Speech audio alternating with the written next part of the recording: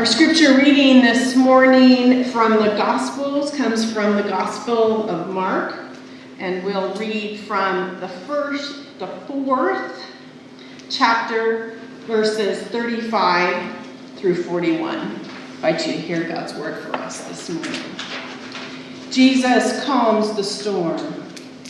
That day, when evening came, Jesus said to his disciples, "Let us go over to the other side." Leaving the crowd behind, they took him along, just as he was in the boat. There were also other boats with him. A furious squall came up, and the waves broke over the boat, so that it was nearly swamped. Jesus was in the stern, sleeping on a cushion. The disciples woke him and said to him, "Teacher, don't you care if we drown?" Jesus got up, rebuked the wind, and said to the waves, "Quiet, be still." Then the wind died down, and it was completely calm. Jesus said to his disciples, "Why are you so afraid? Do you still have no faith?"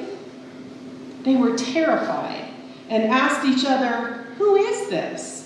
Even the wind and the waves obey him." And then our epistle reading comes from Paul's letter to the Romans in chapter 12, verse 2. "Do not conform to the pattern of this world, but be transformed by the renewing of your mind. Then you will be able to test and approve what God's will is, God's good, pleasing, and perfect will." God's holy word for us this day. Picture yourself for a moment sitting in a boat on the Sea of Galilee. It is early evening. The sun is perhaps setting behind the Mount of Beatitudes, where you have just spent the afternoon with the crowds. Jesus says, "Let us go over to the other side of the lake." Leaving the crowds behind, seeking some peace, seeking some time of quiet, some time away from the many people that are seeking Jesus out, you settle in for your cruise across the lake. The quietness of the boat is peace-giving, enveloping the anxiety that has built up over the day. The stillness creates a peace of mind, body, soul, and spirit. It is relaxing, refreshing, as the boat makes its way across the glassy waters of the lake, yet named the Sea of Galilee. You find yourself stilled by the movement and serenity of the boat being rowed across the lake. You notice that the peacefulness lets Jesus lean back and even go to sleep. Maybe you too find your eyelids drooping to catch a few moments of rest. Quickly, however, things change. The still waters become a furious squall. The glassy waters are now swamping the boat, waves splashing water into the boat at a fast pace. The storm builds until the tossing and waves seem to threaten the lives of everyone in the boat. Even in the midst of this storm, Jesus sleeps on. The disciples wake him. "Teacher, don't you care if we drown?" they ask. Not, "Jesus, do you realize a storm is upon us?" Nor, "Jesus, wake up, you're getting soaked in the storm."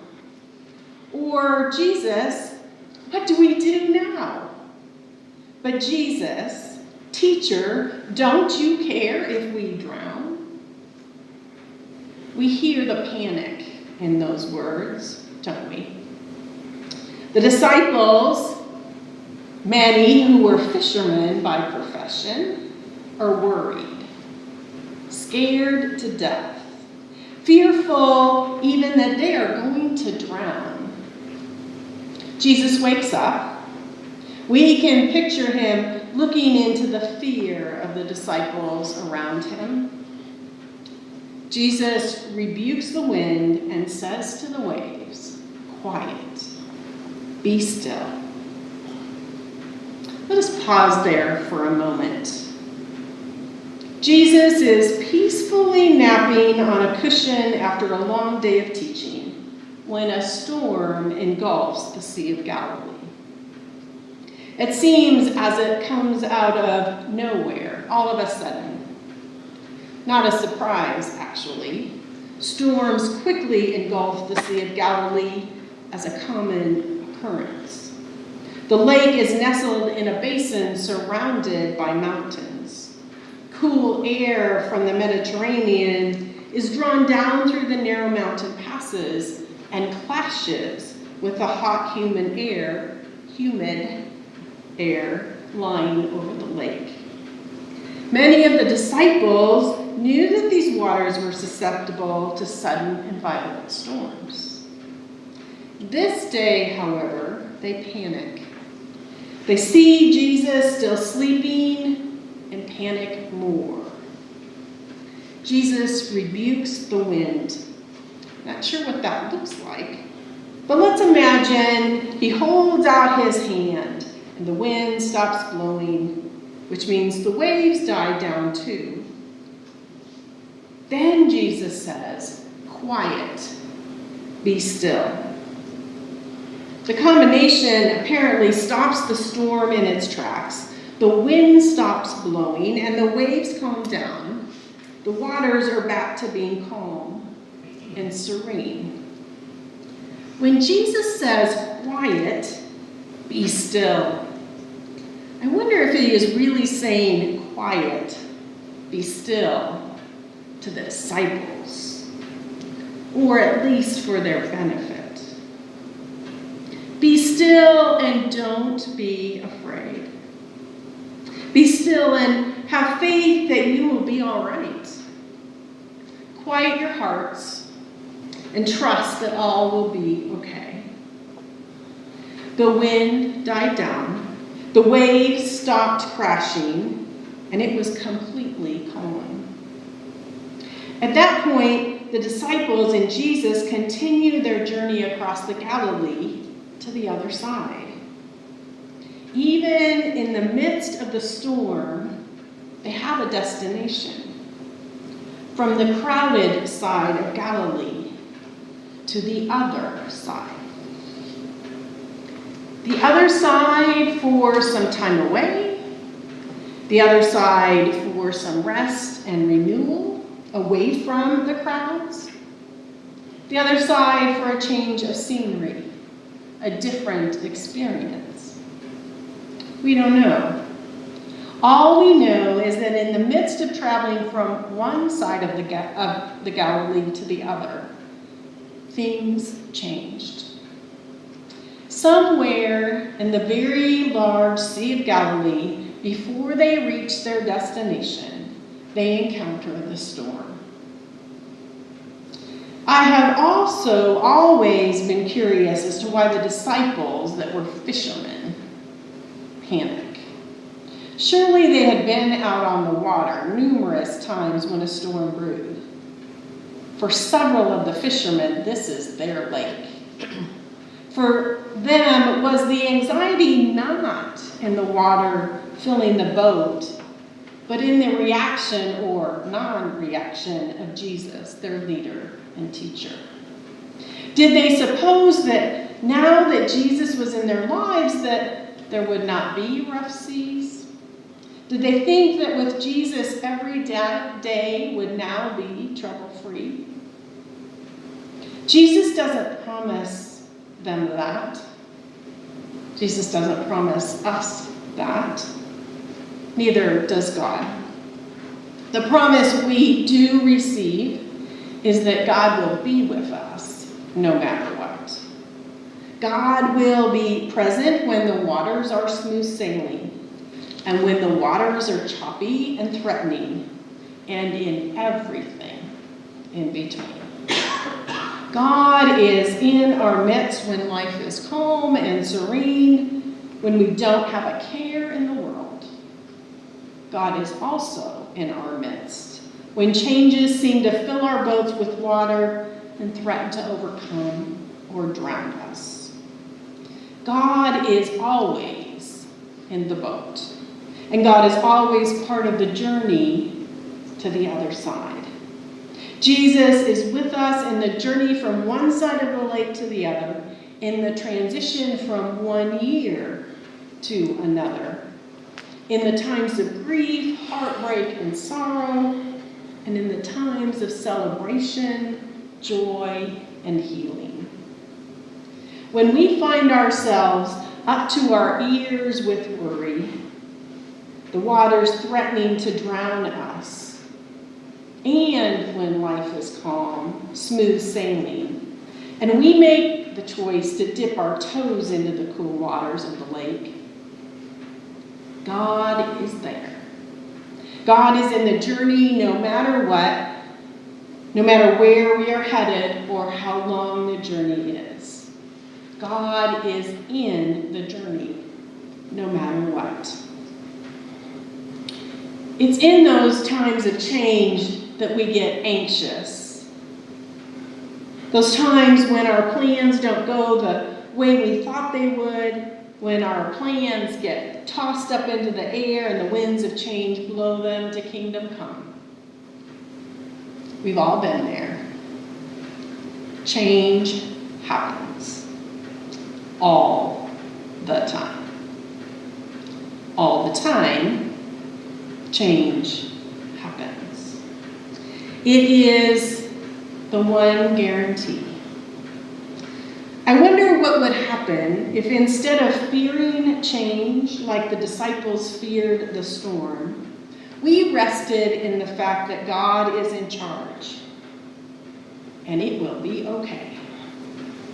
I wonder what would happen if we let change transform us and we live through the storms of change with God beside us, in us, and guiding us to the other side. I want to share a story called Change Sings this morning. It is written by Amanda Gorman, a best-selling author who also shared her beautiful poem, The Hill We Climb, as the youngest presidential inaugural poet in U.S. history. Listen to her invitation to hear change humming in its loudest, proudest song. I don't fear change coming, and so I sing along. Change Sings by Amanda Gorman. I can hear change humming in its loudest, proudest song. I don't fear change coming, and so I sing along. I scream with the skies of red and blue streamers. I dream with the cries of tried and true dreamers. I'm a chant that rises and rings. There is hope where my change sings. Though some don't understand it, those windmills of mysteries, I sing with all the planet and its hills of histories. I hum with 100 hearts, each of us lifting a hand. I use my strengths and my smarts, take a knee to make a stand. I'm bright as the light each day brings. There is love where my change sings. I show others tolerance, though it might take some courage. I don't make a taller fence, but fight to build a better bridge. I talk not only of distances from where and how we came, I also walk our differences to show we are the same. I'm a movement that roars and springs. There's a wave where my change sings. Change sings where? There. Inside me. Because I'm the change I want to see. As I grow, it grows like seeds. I'm just what the world needs. I'm the voice where freedom rings. You're the love your heart brings. We are the waves starting to spring, for we are the change we sing. We're what the world is becoming, and we know it won't be long. We all hear change strumming. Won't you sing along? There's a hope where my change sings. What if the disciples woke Jesus up because they knew he could calm the waves, make the storm change? I'm bright as the light each day brings. There is love where my change sings. I don't make a taller fence, but fight to build a better bridge. When Jesus awoke, he quickly calmed the storm as well as the anxiety and the storm in the occupants of the washed out boat. Quiet, be still. I talk not only of distances from where and how we came, like a journey across the Sea of Galilee, escaping the crowds and encountering a storm. I also walk our differences to show we are the same. I'm a movement that roars and springs. There's a wave where my change sings. Quiet. Be still. Change sings where? There. Inside of me. Where the wave is starting to spring. For we are the change we sing. We all hear change strumming. Won't you sing along? What if we let change transform us? And what if we let change sing? What if we let the waves of change rush over each of us, and we kept our footing and we stood tall? What if the waves just moved on, as Jesus says, quiet, be still? And we sang along with change, and all became quiet and still. Here's another perspective. Eg Na Ch. Say that again. Eg Na Ch. Say that with me. Eg Na Ch. We can say it with flair, maybe even kind of sing-songy after our story. Eg Na Ch. Filled with mystery and unknown, yet a bit inviting, I think. Eg Na Ch. It's written in your bulletin as the title of today's message. Eg Na Ch. So what does it mean? Eg Na Ch is change spelled backwards. For a moment, consider that. Eg Na Ch transforms us. Change that transforms us. Paul's letter to the Romans reminds us that we are not to conform to this world. We are not supposed to go with the flow. We are not supposed to let the waves toss and turn us around so that we are headed back in the direction from which we came. We are being challenged to let change strum and sing, to let change guide and transform us to the people that God is calling us to be. Sure, we will be changed by our experiences. We will be shaped and transformed into stronger and more trusting people in the midst of our storms. But can we let change be transforming? Eg Na Ch. Weren't the disciples? Jesus calmed the storm.